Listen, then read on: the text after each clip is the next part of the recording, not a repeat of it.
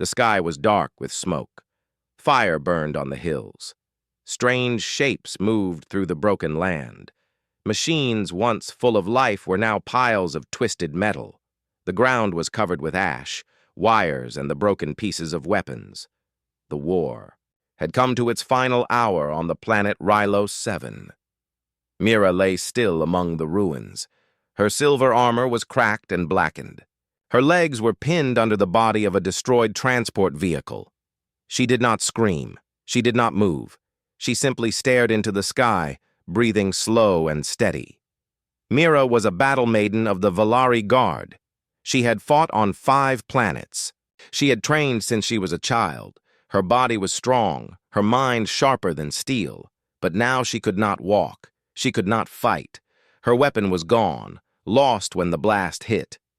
Her unit had pulled back when the enemy launched the final wave. She had told them to leave her behind. Her people believed in honor. If a warrior could not fight, they did not beg for life. Mira accepted this. She waited for the end. She watched the sky and waited for the enemy to find her. She would not run. She could not run. The wind blew dust across the broken ground. In the distance, metal groaned. Something was moving. Mira held her breath. The enemy was close. Their drones made no sound. Their soldiers had no mercy. Then she heard something strange. Not a drone, not the heavy steps of armored boots. It was a soft hum, like old engines, running low on power. Then came footsteps. Light ones. A shadow moved near the edge of the wreck. A figure appeared, stepping through the smoke. He was not tall. His body was thin. His suit was patched and dusty. He wore no armor. He held no weapon. He was human. Mira narrowed her eyes. She had seen humans in battle. They were fast builders, clever thinkers, not strong like the Valari, but quick to fix, quick to act. Some were brave, some were loud, some were liars. This one looked like none of those. He looked tired. The human stopped when he saw her. He looked at her legs, then at her face. He slowly raised his hands to show he had no weapon. Mira said nothing. The man stepped closer. "My name is Tom," he said. His voice was calm. His accent was strange, but clear. Mira stared at him. She said nothing. Tom crouched beside her. "You're alive," he said. "That's good. But this place is about to turn worse. I need to get you out of here." Mira gave a short breath, almost. "A laugh. I cannot walk," she said. "My legs are broken. I will stay here." Tom shook his head. "No chance. You're not staying here." He started to clear the metal around her. Mira winced in pain as the weight shifted. She tried to push. "Him away, leave me," she said. "I am not your problem. Go while you can." Tom kept working. His hands were fast, but careful. "You saved lives on this battlefield," he said. "I saw your squad's flag. You held the East Trench. That gave us time. I won't forget that." Mira frowned. "You were with the builders," she said. Tom nodded. "Engineering team. Got stuck when our drop pod broke. Tried to fix it, got caught in the blast. Now it's just me." He freed one of her legs. The armor was dented deep into the skin. Her face tensed, but she stayed silent. Tom reached into his pack. He pulled out a small injector. It was human medtech, not Valari. "This won't fix you," he said. "But it'll dull the pain for a while." He held it up. Mira hesitated. Then she gave a small nod. He pressed it gently into her arm. The liquid cooled her blood. Her breath slowed. She blinked at him. "Why are you helping me?" she asked. Tom gave a small shrug. "Because someone should." He worked quickly. In 10 minutes, he had cleared the wreckage. Mira tried to sit up but could not. Tom lifted her slowly. She was heavier than he expected. Her armor was thick and her body dense with Valari muscle. Still, he did not stop. She was used to walking tall, standing strong. Now she was in the arms of a thin human engineer. It felt strange. The wind howled again. In the distance, red lights blinked. Enemy scouts. Tom looked up. They'll be here in minutes, he said. I know a safe place, a cave behind the ridge. We'll make it. Mira shook her head weakly. You'll die carrying me, she said. Maybe, Tom said, but I'll die moving forward. That's better than waiting to burn. He adjusted his grip and began walking. Each step was slow and careful. He moved around metal and rubble. His boots slipped on ash, but he kept going. Mira rested her head against his shoulder. Her pride still burned, but her voice was quiet now. She watched the land pass by. Every sound felt louder, every second felt longer. And yet, Tom never stopped in that moment. Mira began to feel something she had not felt since the war began. Hope. Leo opened his eyes slowly. At first, everything was dark. The ceiling above him was made of old metal, rusted and dented. A single light flickered above. The smell of dust and oil filled the air. He tried to move but stopped at once. His leg was tightly wrapped. His arm was bandaged. His body ached in every place.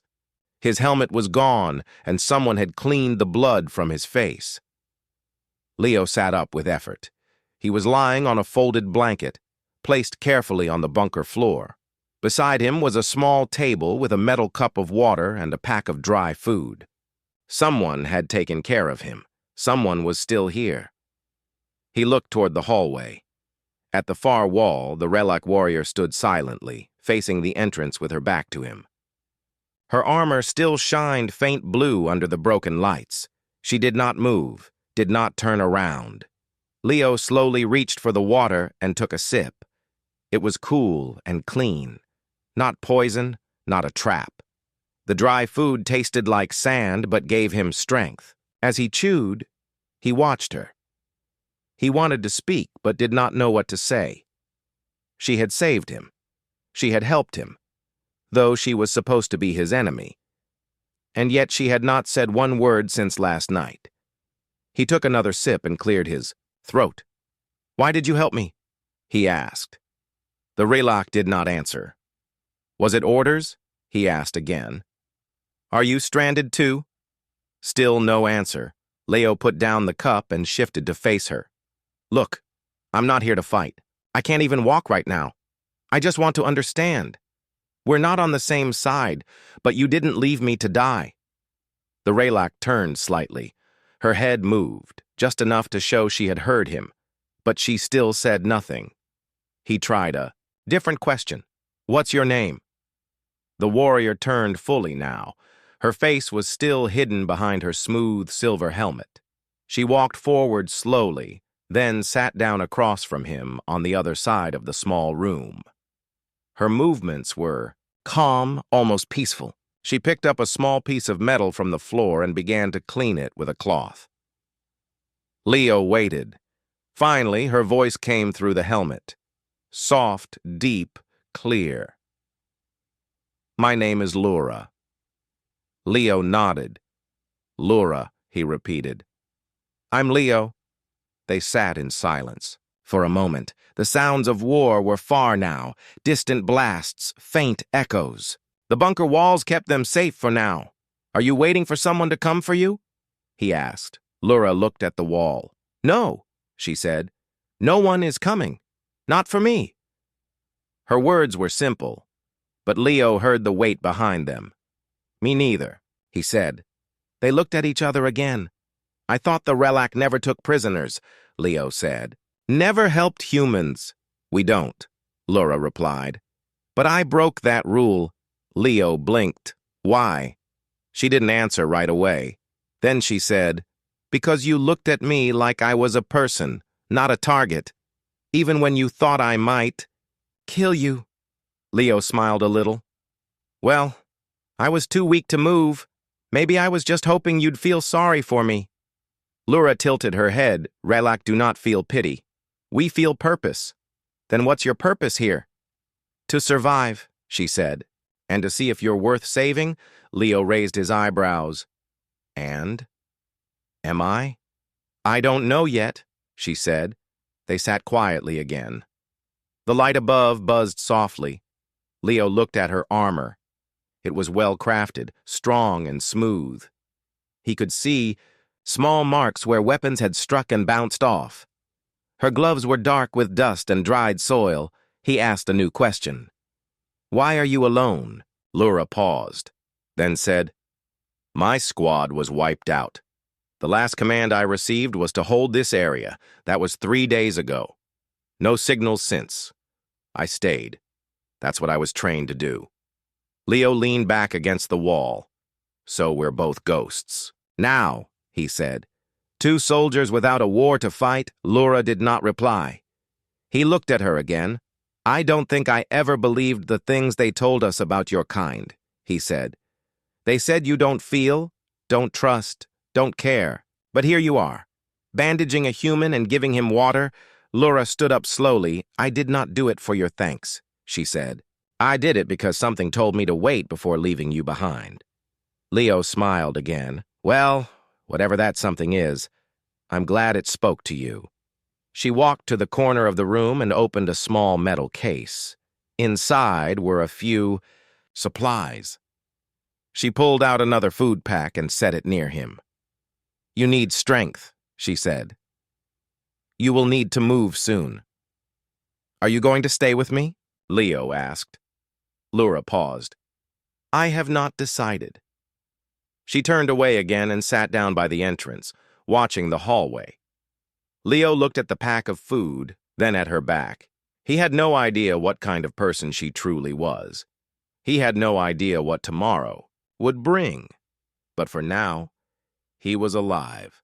For now, she was not his enemy. And for now, that was enough. The next few days passed slowly, but something had changed between Ryan and Nara. It was not loud or obvious.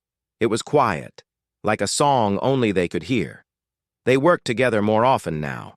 The station's systems were always in need of repair, and the engineering chief liked how well Ryan and Nara worked as a pair. They didn't waste time. They understood each other's rhythm, but it wasn't just about the machines anymore. Every day, Nara said a little more. Not much, just a few questions, a few thoughts. Ryan answered everyone with care. He didn't push her. He didn't treat her like a puzzle to solve. He just listened. That seemed to matter. One day, while they were fixing a power link near the reactor chamber, Nara asked him something unexpected. "What does it mean when a human gives someone flowers?"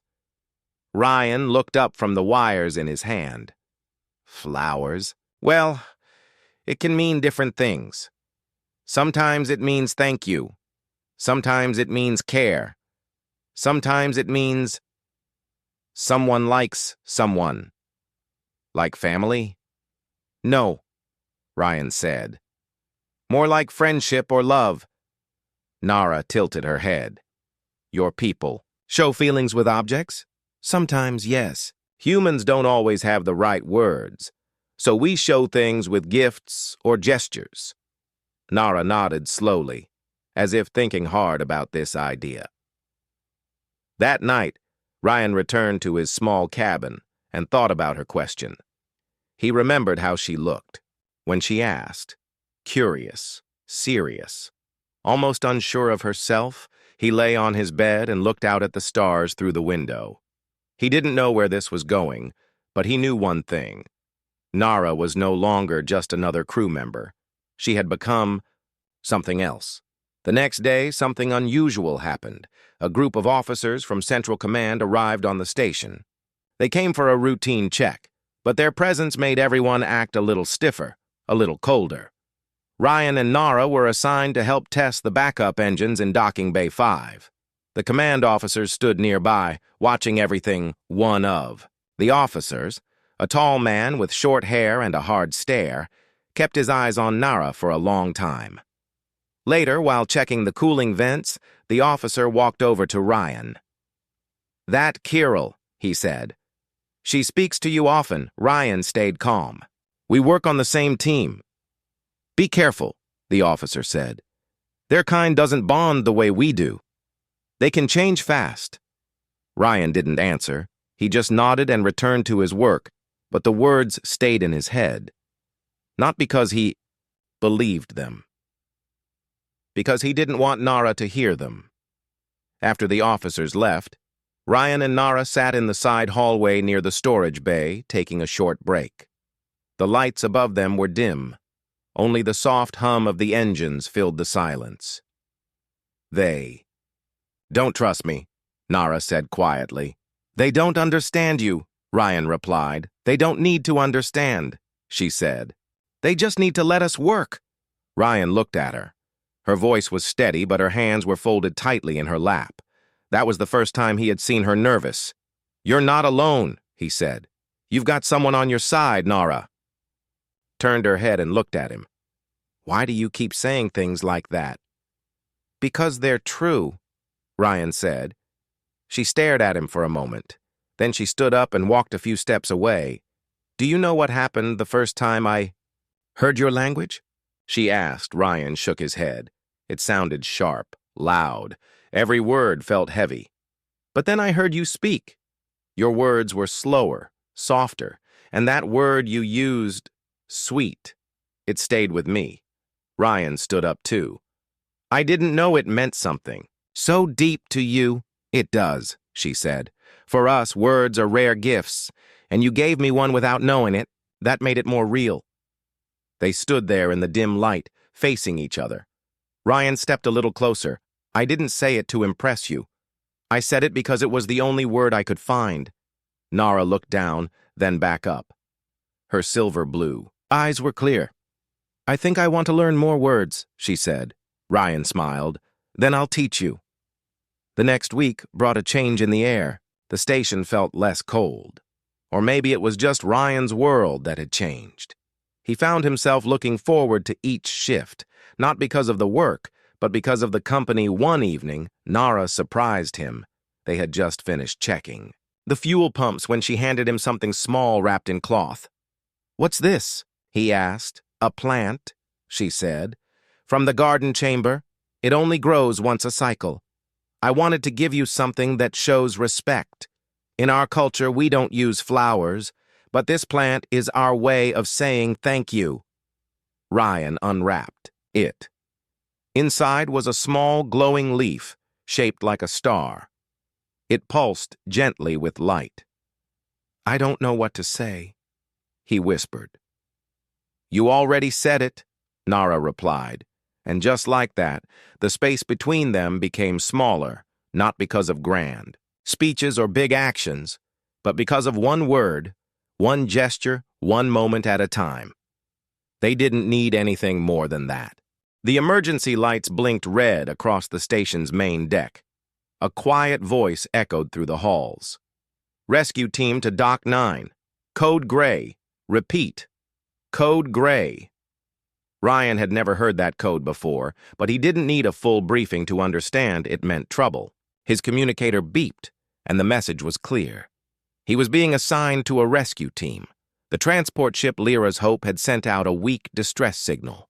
Something had gone wrong. It was drifting too close to the edge of the system where energy storms often spread without warning. He packed quickly, grabbed his repair kit, and made his way to the launch pad. When he stepped into the waiting area, he stopped in surprise. Nara was already there, standing near the small rescue shuttle. She was wearing a field suit with a new badge on her shoulder, a soft blue mark, Mission Clearance. You're on this team? Ryan asked. Nara nodded. I requested it. Ryan raised an eyebrow. You don't usually ask to leave the station. I don't, she said. But I want to see how you handle pressure outside these walls, he smiled.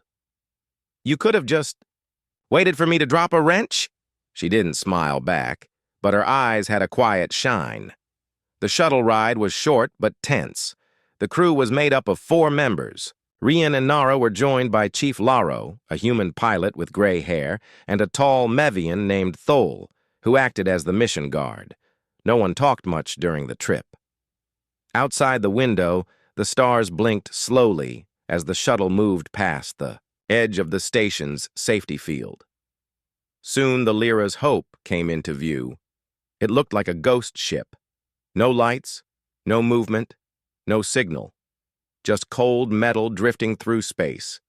The shuttle locked onto a docking port, and the doors opened with a hiss. Ryan stepped through with his scanner. Nara was right behind him. The ship's inside was darker than he expected. The air was still working, but the lights were low. Something had drained the power. They split into pairs.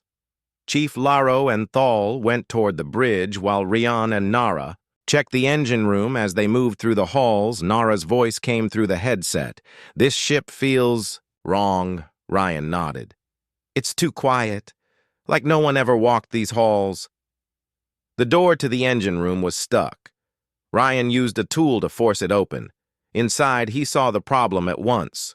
A coolant line had burst. Power cells were leaking slow, waves of heat. The backup system had tried to reroute energy, but something had blocked the command. He stepped forward to scan the system while Nara checked the air filters. Then the lights flickered again. "Did you see that?" she asked. Ryan turned. "Yeah, could be the surge spreading." Before he could finish the sentence, a sharp sound broke through the silence. A deep creak, then a bang. Something shifted in the lower deck. Rian looked at Nara. "That wasn't part of the ship, was it?" "No," she said. A moment later, Chief Laro's voice crackled over the comms. "Thol found signs of a breach near cargo. Hold 3. It looks like part of the ship was struck by debris. We may be dealing with outside damage. Move carefully." Ryan turned back to the system.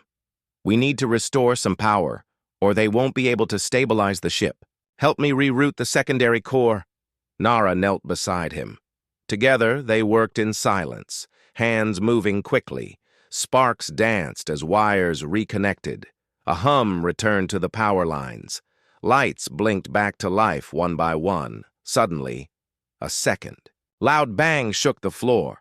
A metal beam above them groaned and dropped halfway down. Ryan reacted without thinking.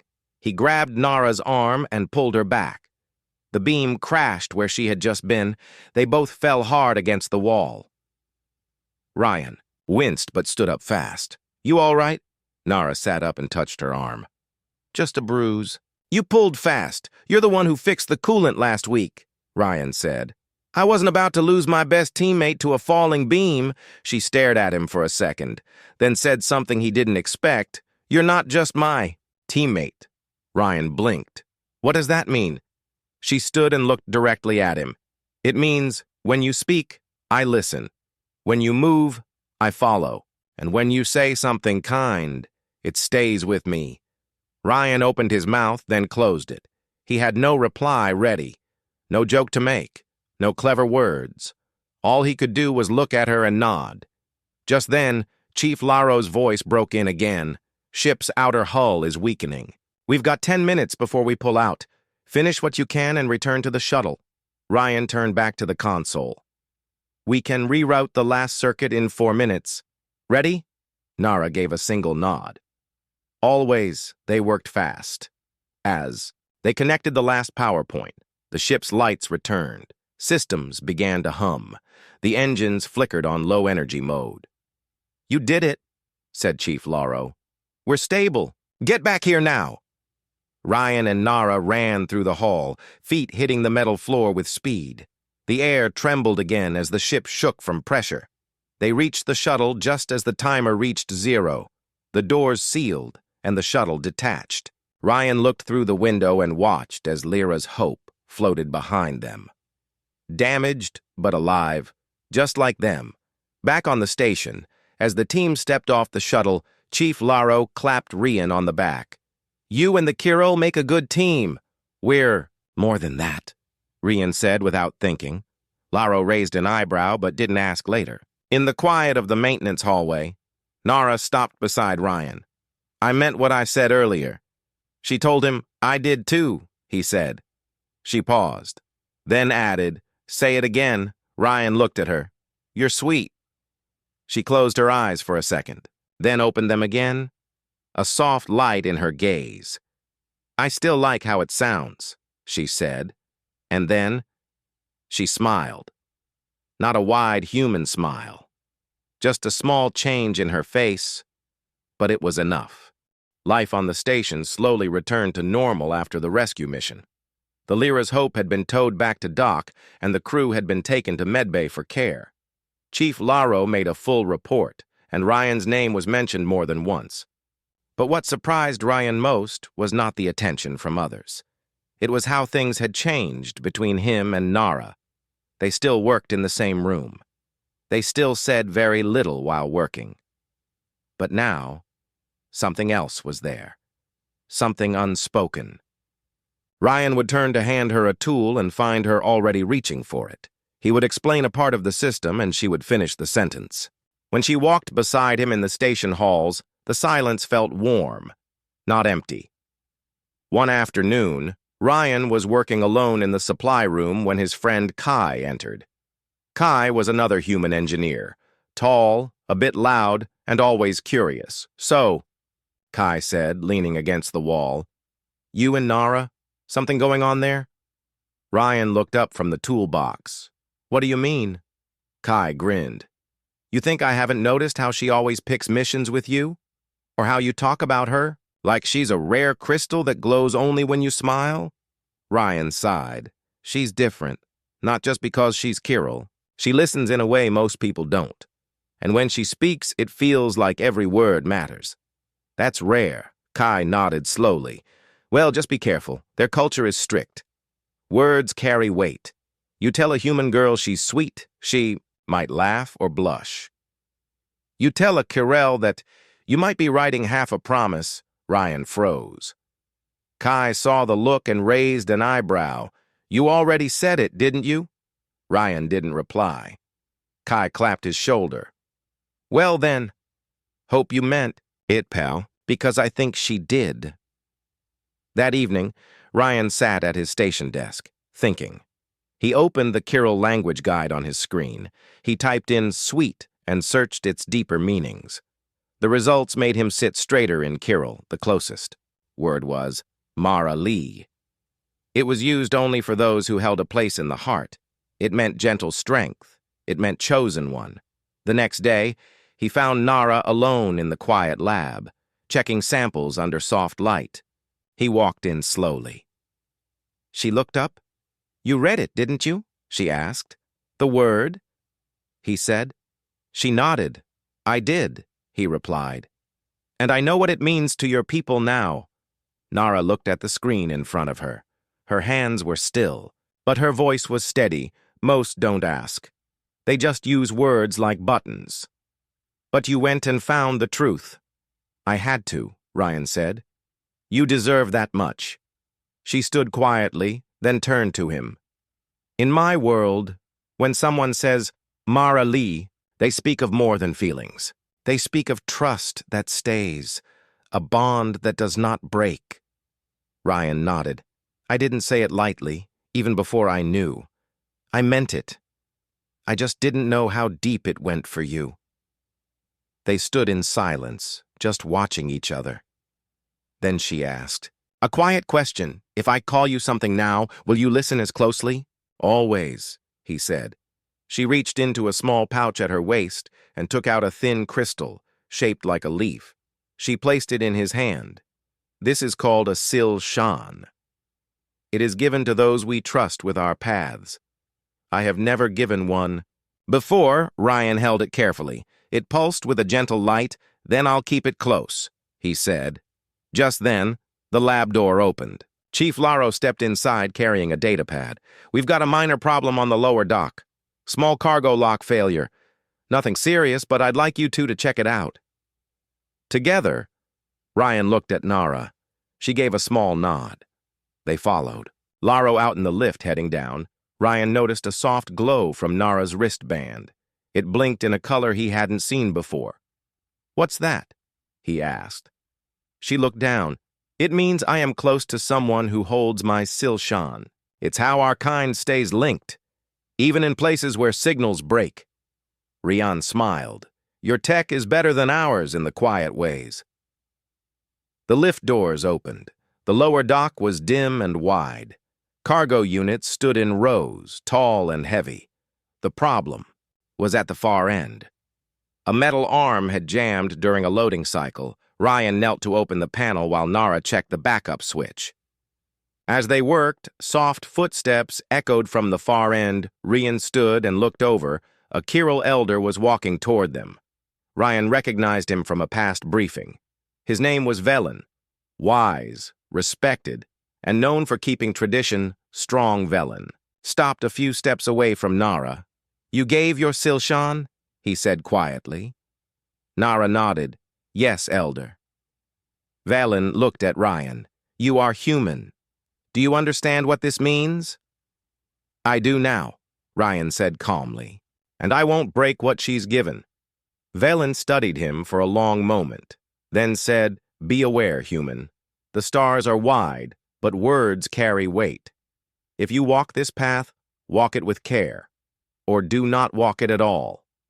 Ryan gave a small bow. "I understand." Velen turned and walked away without another word. After he was gone, Nara sighed. "He came to see if I still stand by my choice." "And do you?" Ryan asked. She looked at him. "Yes, I do." They finished the repair together. As they stood to leave, Ryan spoke. "If we're between two worlds, maybe we build a path between them. One step at a time." Nara smiled softly. "One word at a time," she said, and then they walked side by side, both holding something rare, something real. 2 days later, the station received a distress signal. It came from a mining ship stuck near the edge of a radiation belt. The ship had sent out an automated alert before losing contact. Chief Laro gathered a team to respond. He picked Ryan for his quick thinking and calm under pressure. Nara also stepped forward. No one questioned her. The rescue shuttle left the station at first light. It moved fast through the stars, heading for the signal. Ryan sat beside Nara in the back, checking gear. She was quiet, but her eyes stayed on him. He could feel the connection between them grow stronger every day. As they neared the broken ship, the pilot called out, "We're close. Scanners show weak shielding and rising radiation. We need to finish fast." The mining ship drifted near the edge of the belt. Some of its lights still blinked, but the engines were silent. The outer hull was scratched and bent. It had taken some damage, but it was still holding together. Ryan and Nara moved in first. The airlock opened with a low hum. Inside, the ship was dark and cold. Emergency lights lit the halls in red. They moved carefully, scanning for signs of life. After a short search, they found 2 miners in a storage room. Both were weak from low air, but alive. Nara called the med team on the shuttle. 2 survivors. "We need extraction now." As they waited, Ryan checked a nearby panel. It showed pressure loss in another part of the ship. "This door here leads to a cargo bay. Pressure is dropping fast. Could be a crack." Nara stepped closer. "I will check it." Before Ryan could stop her, she opened the door and stepped inside. The door sealed shut behind her with a soft hiss. "Nara?" Ryan called out. There was no answer. He hit the panel. The cargo bay showed higher radiation than expected. The shielding in that part had failed. Nara was inside without full protection. "Open the door," he told the pilot over comms. "Negative," came the reply. "Radiation in that room is climbing. We can't risk spreading it to the rest of the ship. She's got less than 5 minutes in there." Ryan didn't wait. He grabbed a radiation suit from the emergency wall locker. It was old, but still working. He forced the panel open, hit the manual override, and pushed through the door inside the cargo bay. The air felt heavy. Lights flickered above. Nara was at the far wall, trying to pull a jammed shield lever. Her breathing mask was tight, but her body moved slower now. Ryan rushed forward. "You should have waited." She looked at him, surprised. "You came in here?" "I wasn't leaving you," he said. He pulled hard on the lever with her. Together, they forced it into place. The shield door sealed with a loud click, and warning lights went green. But time was short. Radiation levels were still climbing. The suit would hold for a short time, but not long enough. Ryan looked around and saw a storage pod marked clean zone. It was used for radiation emergencies. He pulled Nara toward it. "In here," he said. The pod was small, made for one. Ryan pushed her inside and locked the seal. Then he stumbled back, breathing hard. Radiation warning lights flashed red now. His suit alarm beeped faster. Time was running out. The pilot's voice came through his comm. "Shield level is stable. You can exit through the rear hatch. 10 meters to your left." Ryan moved slowly. Each step felt heavier. His legs shook. His breath became shorter. He reached the hatch, pulled the release, and stepped through just as the med team arrived. Hands pulled him out. He saw Nara's pod being rolled out too. Then everything turned dark. Ryan woke in the med bay white ceiling. Soft beeping from the monitors. Warm light above him. He turned his head and saw Nara sitting beside him. Her eyes were tired but full of something deep. Not fear. Not sadness. Something else. "You were in there for me," she said quietly. He nodded. "I couldn't let you face that alone." She placed something in his hand. It was a crystal. Different from the last one. This one was blue with a line of gold through the center. "This is given to those who risk their path for another's life. In Kirill tradition, it is the highest bond." Ryan looked at it for a long time. "I don't know what to say." "You already said it," Nara whispered. "You said it when you stepped into danger without a second thought." The medbay doors opened and Chief Laro entered. He looked at Ryan and gave a small nod. "Brave move, Ryan. Risky, but brave. You saved her life. And probably yours too, once." The bay was sealed. Then he looked at Nara. "You did well, too. The elders have already heard about this. They will speak to you both." Laro left, and the room was quiet again. Nara looked at Ryan. "Your people are known for many things. Speed, curiosity, strong will. But what I've seen in you is something more. You carry care like a flame. Small, but it warms others." Ryan smiled. "Is that a Kirill saying?" "It is now," she said. They both laughed. A quiet sound in the soft room. In that moment, no translator was needed. No warning lights, no signals or symbols, just two beings who had crossed lines that were never meant to meet, and yet had met anyway. And from that meeting, something rare was born. Something strong enough to walk between two worlds. Ryan walked slowly through the observation hall of the station. The stars outside looked calm. Small ships moved past the glass wall, their lights blinking in a steady rhythm. He had recovered well in the last few days. The radiation damage was not serious, and the med team had done their job, but something inside him had changed. It was not only about the rescue. It was something deeper, something that had started long before the mission. A connection had grown between him and Nara, a quiet bond that now felt strong, real, and hard to explain in words. Nara joined him near the glass. She stood beside him in silence for a moment, then looked out at the stars. "This station is not very old," she said, "but I feel like I've lived many seasons here." Ryan nodded. "I've only been here a short time. Still, it feels like home now." She turned to him, eyes calm but steady. "Is that because of the people or the stars?" Ryan smiled a little. "Because of one person in particular." Nara looked away, but not in discomfort. Her expression softened, and her voice dropped low. "I thought bonds between species like ours were only found in stories. My kind has always been careful, slow to trust. Your kind moves fast, speaks freely, and touches hearts even without meaning to." Ryan thought of the moment he had first called her sweet. That one small word had started everything.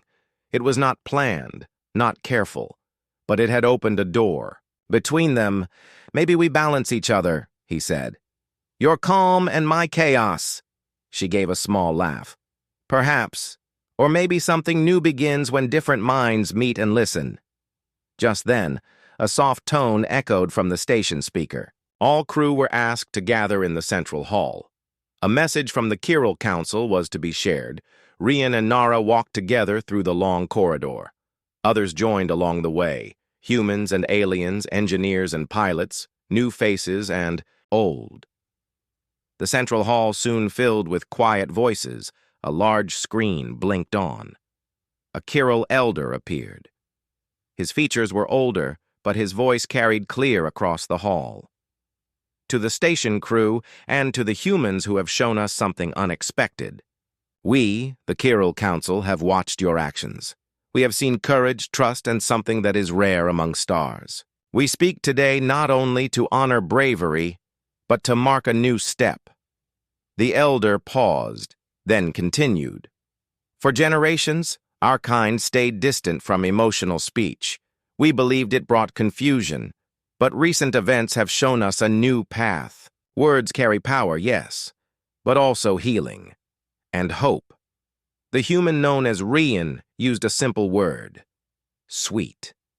He did not know what it meant to us, but in saying it without fear, he offered trust, and the Chiral who received it did not turn away. She accepted it. She grew through it. She taught us something we had forgotten. The room stayed quiet. The elder looked forward, his eyes kind. We will no longer fear connection. We will not stay behind barriers. From this day forward, Chiral and human relations will open, not only for trade or science, but for learning hearts, for speaking freely, for becoming more together than we were apart. The screen faded. There was silence for a second, then quiet clapping began. It grew, slowly, then filled the room. People smiled. Some looked surprised. Others looked relieved. Rian turned to Nara. She looked steady, peaceful. But there was something glowing in her eyes. I didn't know this would happen, he said. Neither did I, she replied. But I am glad it did. Later, as the crew returned to their duties, Nara invited Rian to the Chiral quiet chamber. It was a room with soft walls, low light, and calming sounds. Chiral used it for reflection and deep speaking. They sat on opposite sides at first. Then Nara reached into her side pouch and took out a folded piece of silver cloth. Inside was another. Crystal. This one was clear, with soft green lines moving slowly inside it. This is the voice crystal, she said. When two beings share one, it means they have found peace in each other's company. It does not mean we are the same. It means we are safe together. She placed it between them. I offer this not because of duty or council wish. I offer it because when you called me sweet, it made my world pause, not from fear, but from hope. Rian looked at the crystal, then at her. I didn't know what it meant then, but I meant it. I know, she said. He picked up the crystal gently. Feeling its smooth shape, do I need to say the word again? She smiled. You already did. In every action since that day. They sat there for a while longer, the crystal between them glowing slowly. No more words were needed. Back in his quarters, Rian placed the crystal beside his tools. It did not look like much to others. But to him it was proof that even a small word could change the course of something big. A week later, a new team of humans arrived at the station. Young engineers, curious and full of questions. Rian greeted them as part of the welcome team. One of the new crew looked around and asked, "Anything important we should know about working with Chiral?" Rian smiled. "Yes. Be careful with your words. Even the smallest one can go far." The new crew nodded and moved on. Nara passed by and gave Rian a quiet nod. He nodded back. He looked out at the stars once more, then turned back to work. There were many stories among the stars, but this one was his, and it had started with one kind word, spoken without planning, held with care, and answered across the space between two hearts.